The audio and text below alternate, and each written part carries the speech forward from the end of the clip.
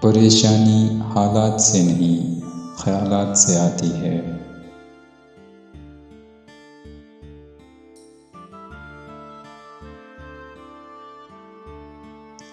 جس نے اپنی قدر و منزلت پہچان لی، کبھی برباد نہ ہوگا۔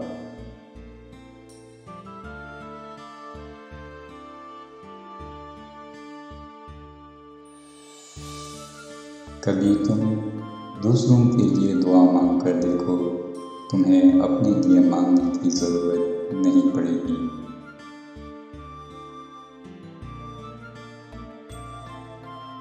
اپنے بہترین وقت کو نماز میں وقف کرو، کیونکہ تمہارے سب کام تمہاری نماز کے بعد ہی قبول ہوں گے۔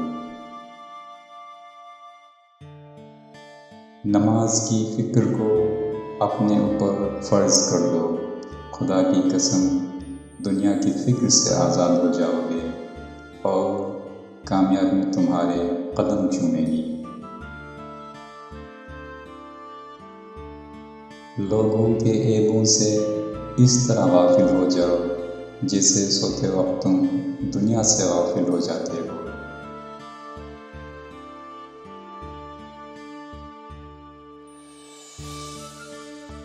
مومن کے لیے ہر وہ دن عید کا ہے جس دن وہ گناہ نہ کرے۔